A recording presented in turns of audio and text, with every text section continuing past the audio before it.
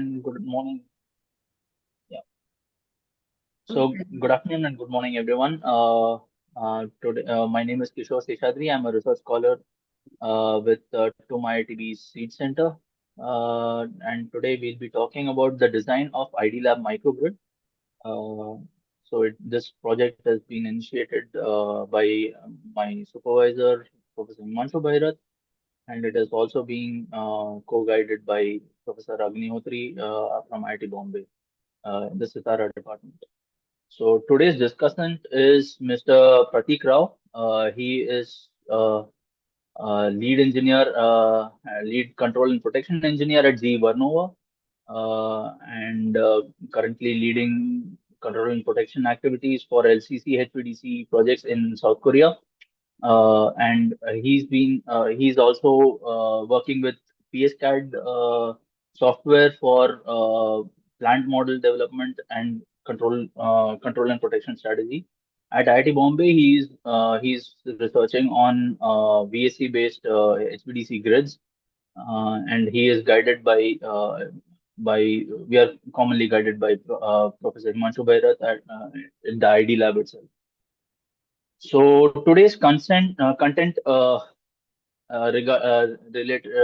to ID Lab microgrid is as follows. Like, I'll be talking a little about the microgrid which is being planned for implementation.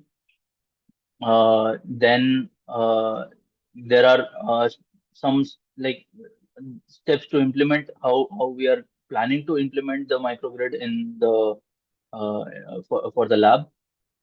So the first step is actually to realize the size of the microgrid in terms of how much power we need or the demand. Next is how we are planning to realize the microgrid, and the third is an operation strategy for the microgrid based on the controlling of the inverters. So about the lab, so we are a team of these many people with Professor S.V. Kulkarni and Professor Himanshu Bhairath in the center. They are the professors in charge for the lab, and these are the students who are currently working as masters and PhD students in the lab. So Insulation Diagnostic Lab is basically as the name suggests, it's based on high voltage insulation testing, simulation of HVDC transmission systems, and also works occasionally on designing and testing of power electronic converters, actuators, switchgear. So recent development has been in the field of DC circuit breakers.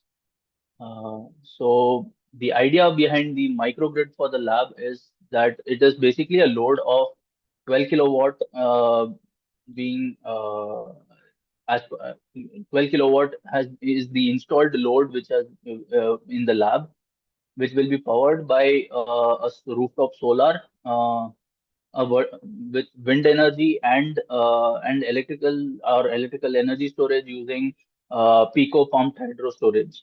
So this is the idea behind the microgrid. This will be an academic research so that this strategy can be used in various communities in India as in the form like, for example, in various villages and towns, having a village tank or uh, having a village tank, a backwater, a river, kind of an or an upstream or downstream uh, uh, water body is can be used for storing electrical energy, and that is the idea. So this idea can be used for moving forward for achieving self sustainability in the in rural areas.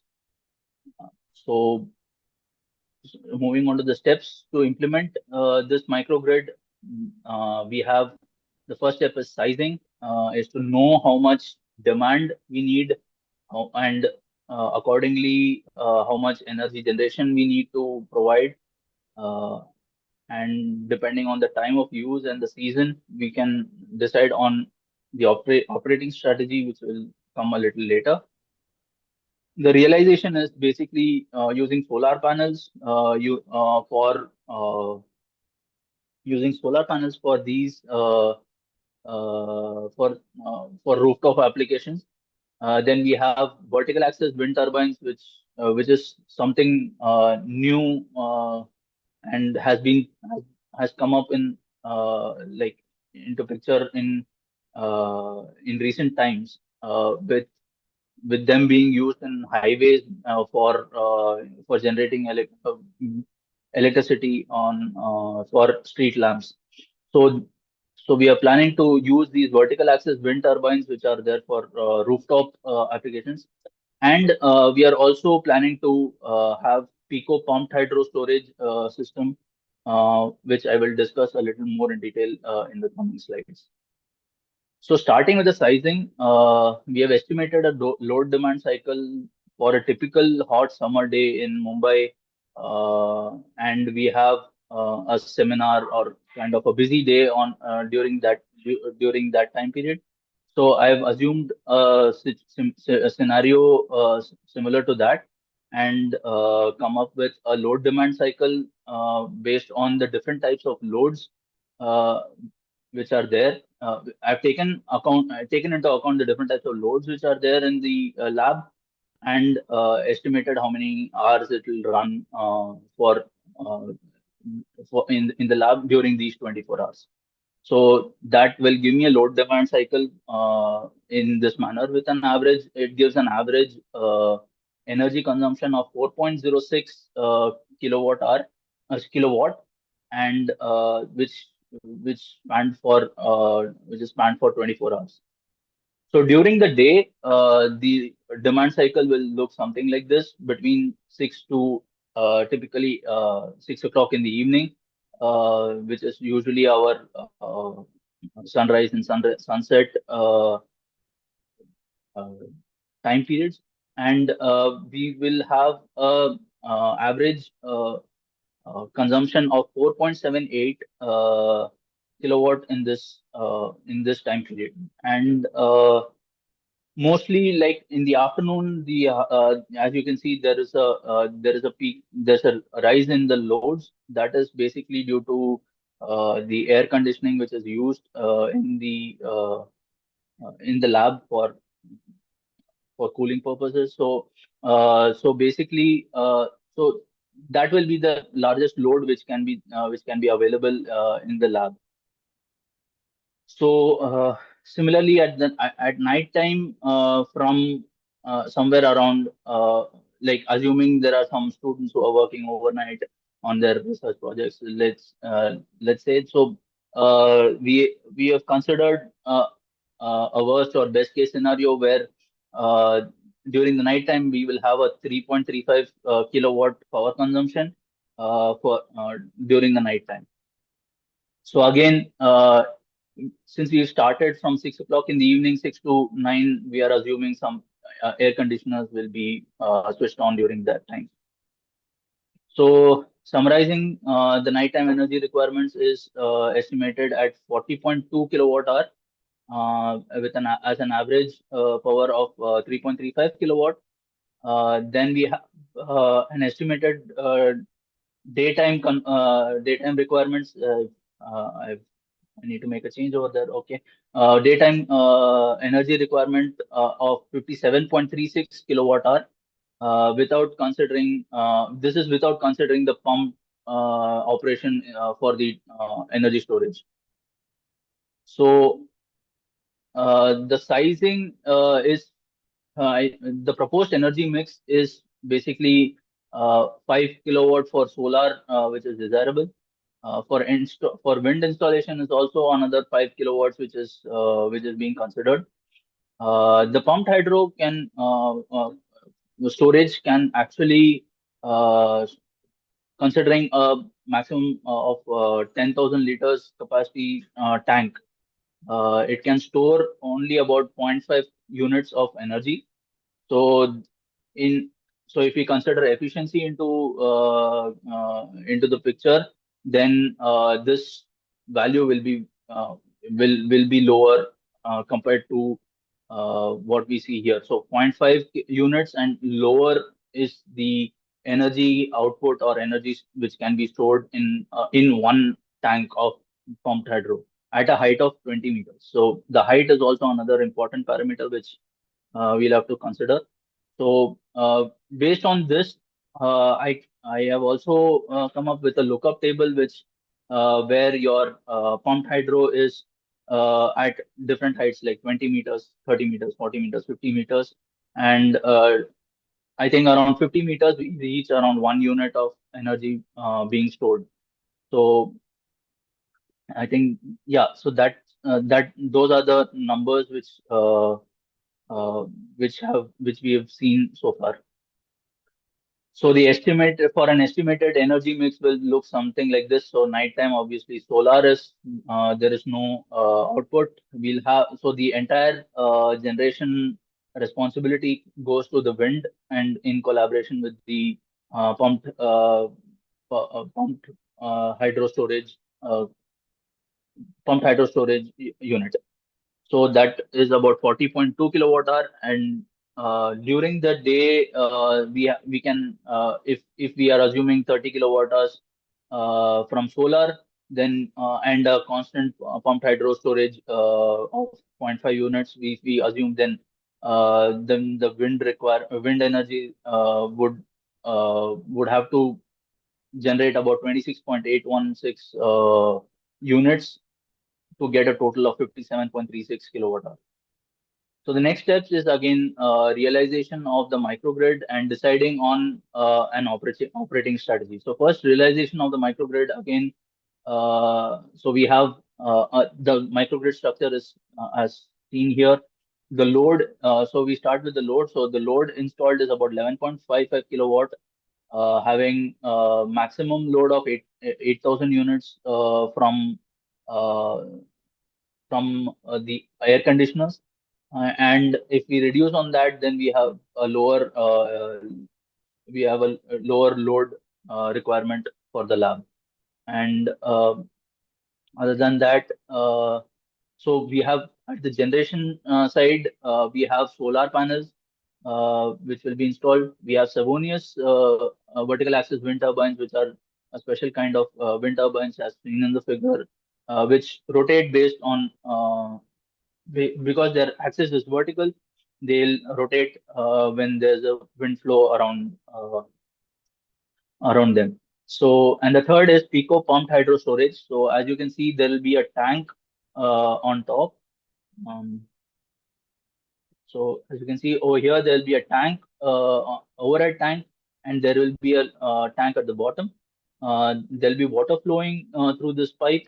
So the water can generate electricity at this turbine over here, or water can be pumped back during the night time for during the night time to the overhead tank. So this operation will is something that we need to design, uh, and design considerations would include efficient pump operation, efficient turbine operation, and obviously the height of the pumped hydro which needs to be used. So uh, yeah, so one constraint is that being a mechanical kind of a energy storage, the satisfying electrical transient behavior is going to be a challenge while operating these pico pumped hydro storage. Um, and we have so yeah, so that is also another challenge pertaining to this pumped hydro storage unit. So the next component is are the inverters. So basically, these are the DC to AC inverters which run in parallel operation. One of the objectives they have to meet is to maintain the frequency. So one of these inverters will maintain the frequency of the grid, and while they have to maintain a 220 volts 50 hertz at this at this bus. So these are the components. So you have different types of loads. Again, coming back to loads, we have different types of loads like fan, tube light, ACs, laptops, computers, and lab testing. So lab testing is basically we have a partial discharge Faraday's cage, which is being used for testing these lab for testing insulation of different material. So that is one activity which goes on in the lab occasionally. And we have for so recent development in domestic areas is that fans are being used using VLDC motor, and these motors are basically interfaced with an inverter in front of them. So they will also, I mean, this is an inverter to inverter, is completely inverter based system. Whereas in AC single phase induction machine, this is connected directly to the grid. So we will need a control strategy which will cater to both these demands, and not only just these, and just maintaining the voltage and uh, voltage, current, and frequency values of the grid. So realization of the microgrid, again, we'll talk about. So something that I've been working on is the inverter average model simulation. So basic inverter or single inverter connected to a stiff grid voltage is shown in the structure is shown in this manner, and where we are just having a control system to produce voltages are at these which produce sinusoidal voltage at this point. So basically, we have sinusoidal voltages at this point. That is the objective of this control system, based on power or current input from the grid. So this current is fed back into this control system, and we generate the voltage which needs to be a sinusoidal voltage. So and we are also, so this is also known as a grid following mode, because we are using PLLs for the angles, that is the theta values and the alpha beta for the reference angle. So that is another this is an example of a grid forming inverter, whereas in this kind of application we need grid forming inverters uh, which need to operate which need to set the frequency and voltage of the grid. So the grid following inverters will be used somewhere over here, for the fan BLDC motor, for example. So coming to the operating strategies, the objectives are basically a stable and reliable supply to the load. That is our foremost objective. And the second is that the operation in the event of electrical transients is something that we have to look into uh, for switched events. So one advantage which batteries have right now is that they can cater to these electrical transients, but I think with better design, pico-pumped-hydro should also be able to achieve this criterion. The control objectives are, as I mentioned earlier, is to maintain the bus voltage to be constant and sinusoidal at 50 hertz frequency under a rated value. This has to be sinusoidal because the loads are still rated at 220 volts, 50 hertz. So it may change in the future, but right now we are operating at loads which are at 220 volts and 50 hertz. So that is something that we have to be strict about.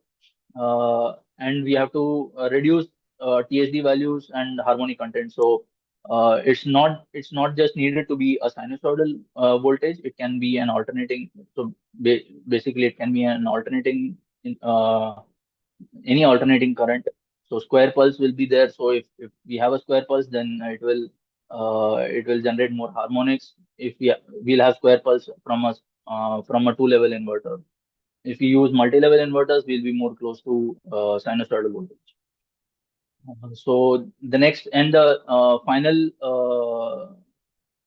stage of the operation would be to install the protection in case of overloading of the inverters, and overcurrent protection to be done by the MCBs or relays. So that is something that is conventional to similar to the conventional electric grids. Another so coming to the control strategy, we need to have a coordinated control of inverters. It can be visualized in these two manners, where we have either a master slave hierarchy, where it's oscillating between a master slave hierarchical or a peer to peer operation.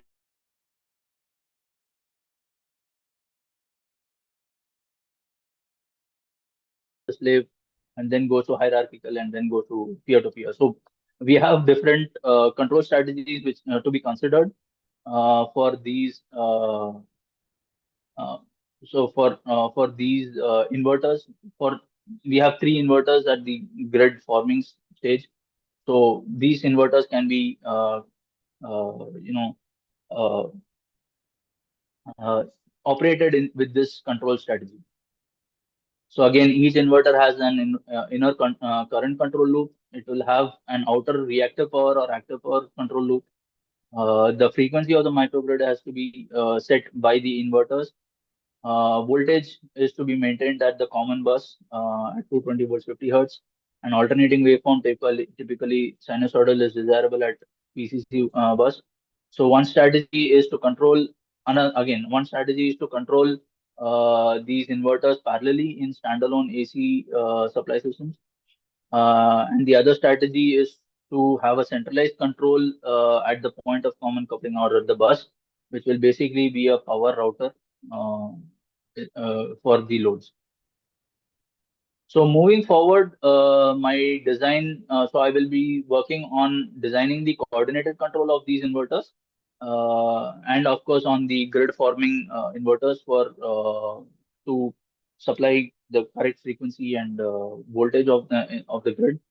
The second is to design a control system for the pumped hydro storage unit, which will also try to cater to the electrical transient behavior. And third is to go ahead with the commissioning of generating units. So we need to install these solar panels. I think we have solar panels already installed in the department. We will add some vertical axis wind turbine, maybe align it vertically in a grid or a mesh form, uh, and the third is obviously have a pumped hydro storage at maybe at a 50-meter height, so that we can store more energy in for the grid. So these are my references. So I think we can go on to the discussion and questions. Thank you, Kishore, for the presentation. And let me thank you once again, your discussant, Mr. Rao, who now is going to provide a few feedback.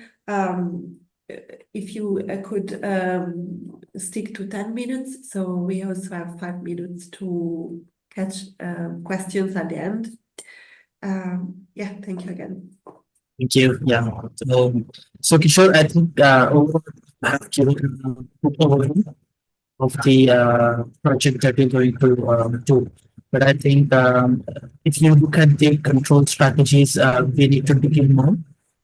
We need to look at how we can basically control each and every inverters And if you see the sources also, intermittent, yeah, we will not be having solar and wind continuously, so they need to keep switching. If you go with a master slave concept, you need to keep switching based on which is providing the maximum power.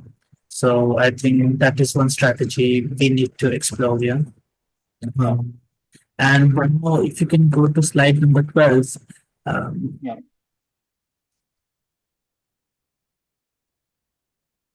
Is my th- screen visible? this is this, yeah, yeah, yeah, Yeah. yeah.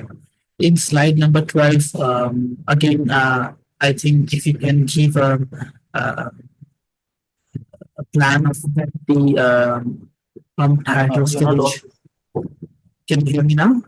Yeah. Yeah, yeah, yeah. So I was just thinking if you can give a plan of when the renewable energy will be charging the pump hydro storage. Uh, that picture. That will Yeah. mostly be in the night.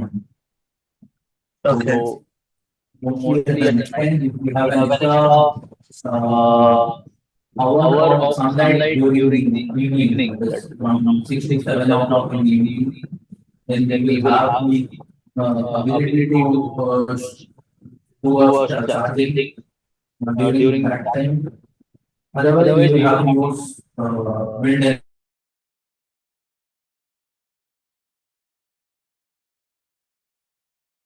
Charge. Yeah. Sorry, you're not audible. Yeah. So maybe we can give an estimate when we can charge the pumped hydro. Yeah. I think we will still stick to our nighttime for this Right. option. So rather than during the day, we utilize the energy which stored in the pump hydro storage. Whereas the night time we will have we'll have the wind generation or wind generation for the this will be available in the night time. Okay. Yeah. Yeah, that plan sounds good. And how do you try to have you thought about how we can try to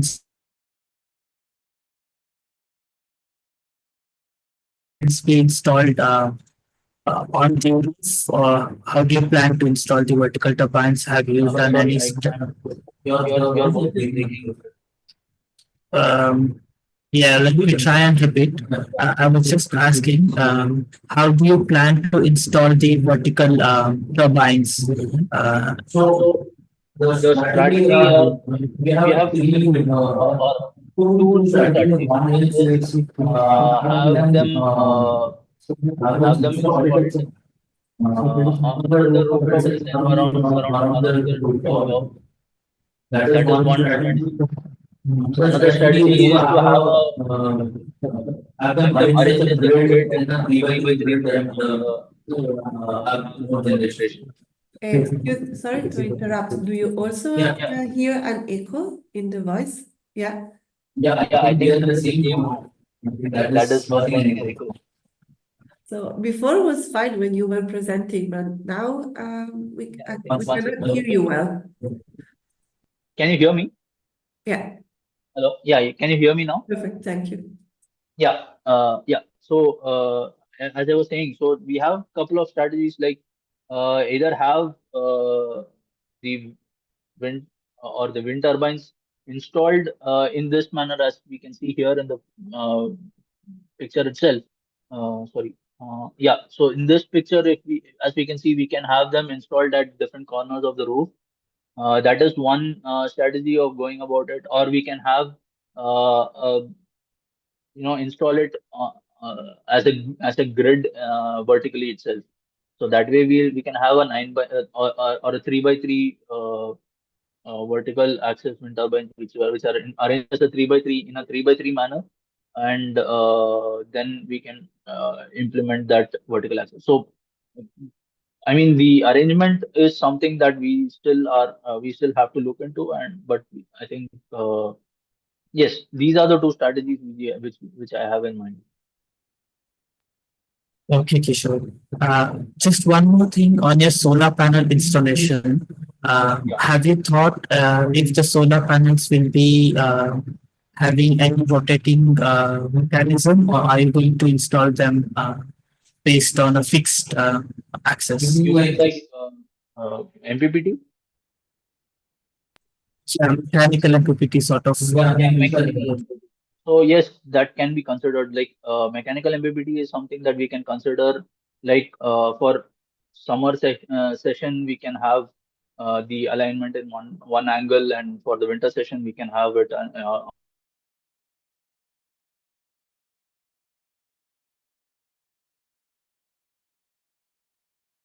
is something that we will achieve through inverter operation. So that is said and done. So I mean the technology from the solar panel or aspect is going to be the same. Only novelty which we are trying for is with the Savonius vertical axis wind turbines and the pico-pumped-hydro storage. I think in your future presentation, maybe if you can list some points on how and why you propose to use pumped hydro storage, and what are the different storage devices that we already have or that are being used most often. Yes. So basically, we can like as I had mentioned for community microgrids in India at least we have different ponds, we have lakes, we have upstream, downstream rivers and backwaters at various places in India, and like even within mainland India, we have certain water bodies which can be used for pumped hydro storage. So that is one. That is why we came up with pumped hydro storage as a solution. Uh, of course, other energy storage technologies, including you have supercapacitors, we have SMES, which is magnetic energy storage. We have compressed air energy storage, which is also available for, but I'm not sure if it is available commercially yet. So there are different and even gravity based storage is something that I have heard of, but I'm not sure they have been come about for commercial deployment yet. So these are the different energy storage technologies which are available. Yes, we can look into those options. I think one more suggestion could be if you can just have a look at biofuel based storage cells also. Okay, So so that that is, is yes, we yes, can we go can into look. that. That's a good solution. So Yeah, biofuel because based, maybe I maybe was I was actually actually considering considering a diesel diesel generator generator based based on on biofuel. biofuel. Okay. Maybe that is because at a low voltage scale, it should help us in this cause as well. So yeah. Anyways, we need from a technical standpoint, we need some support on the inertia as well for the grid. So either as a spinning reserve in the form of diesel generator can help us in this. So inertia support is something that we have to look for, even with that is another challenge which is there pertaining to our pico pumped hydro storage, which needs to be done. So that is another technical challenge which is there for this with this energy storage technology as well. So that is another challenge which is there even in other type like in compressed air energy storage as well. So that is also work on. So that yeah. So again, biofuel based generators can maybe help us in inertia compensation or inertia support. Thank you, Kishore. I think definitely we have made a good discussion, and a lot of more things to go in. Yeah. Yes, sure. I think we can. Any other questions? Yeah. Thank you very much, Mr. Rao and Kishore, for the discussion. Any question from the audience? Any electrical engineers here? Kishore, I would like to understand Yeah. this because I'm listening to your presentation for the first time. Yeah. So Okay. you have a solar panel, you have wind turbine, and you have a hydro Yeah. storage. Yes. I wonder why you need all this. If you just a curious question, if you're able Yeah. to generate the amount of energy utilization through solar panel itself, why are you going to wind turbine and hydro storage as well? Second follow-up question is that when you think about, you did mention that you want to install the solar panel in different angles, specifically for the summer and winters. But Yeah. in a day, the sun is dynamically moving. Okay, so you get the maximum absorption of solar energy in the midday. So people talk about two axial, in Yes. stand and installation for this solar panels that it Yeah. can rotate in the direction of the sun, energy can be enhanced. So, my question to you is if you can enhance the efficiency of the solar cell, right? Yeah. So, do you think you need wind turbine and hydro storage as well? Because you are using them as a collective source of energy for driving the whatever the utility you have mentioned on the right hand side, right? So, So, one like one constraint is, of course, in Mumbai is space. So, if we need to generate 11 kilowatt or 12 kilowatt of uh, energy. So, we need more panels, which will require more space. So, that is one criterion why we are going for alternative energy resources. Second is we need uninterrupted supply during night and during the day as well. So, and that is why we need, like, if we are using our energy storage, we are if we are changing to more sustainable energy storage like pumped hydro storage, then we will be able to have wind operating at night as well.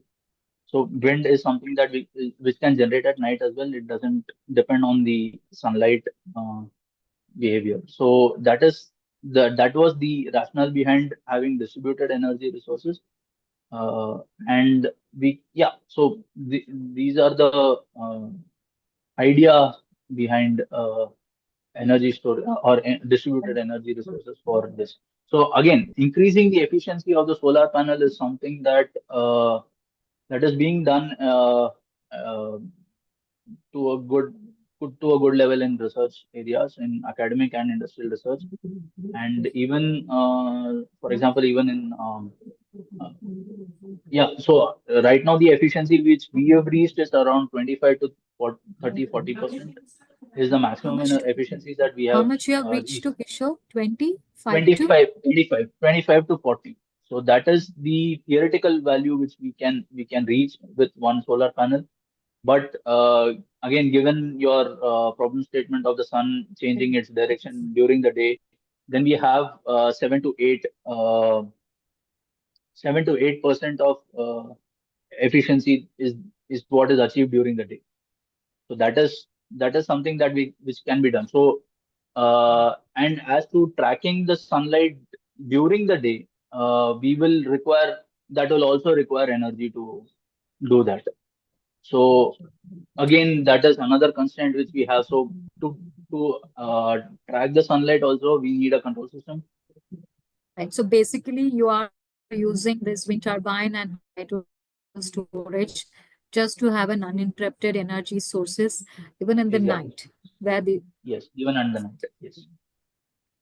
how about using a off grid in that case?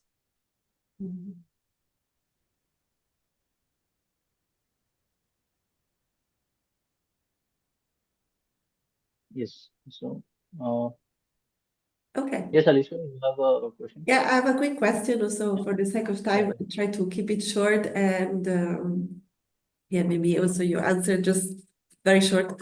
But you said this project is for a research lab, but you said it could be extended to rural communities, right? Yes. Yes. What about the economic dimension or the in terms of is it cheaper than let's say a traditional system with batteries? Is it cheaper to maintain? Does it have any advantage also in terms of the economic dimension, if you know? I mean, we will have, like, I'm not aware of the economic aspects right now. So I'm just focusing more on the technical design of the microgrid.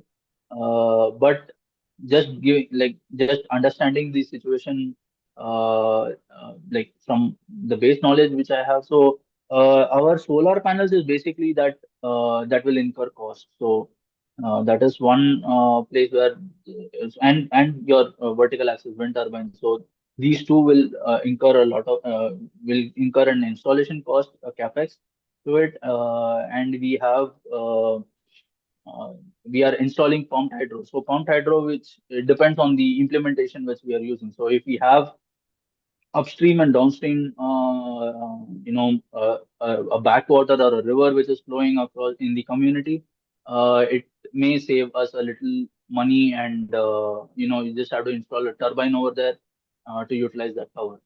So that is something that can be done in that in that form. So these are the places where the cost will be incurred, or it can be reduced, or yeah. So other than that, if we have anyways, we are making an isolated grid. You will not will not have any cost incurring from the uh, main grid which is there. So since this is an isolated or standalone system, so it's uh, yeah. So I think Thank I you. hope I answered your question. So Yeah, um, thank you so much. There's another question in the chat by Lona. She has, yeah. thank you, Kishore, thank you for the great presentation. My question is, how did you size the different sources?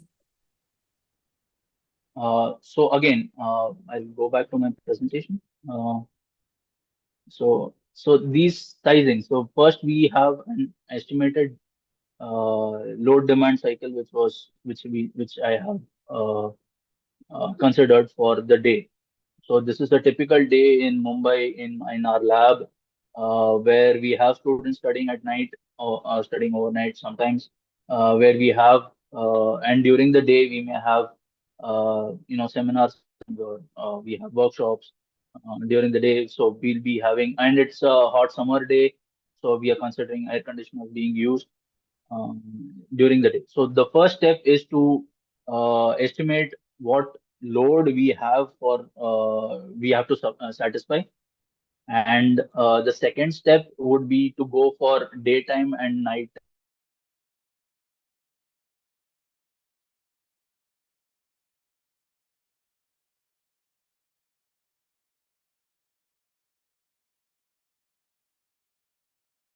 Okay, I think we lost him. Let's see if he manages to come back.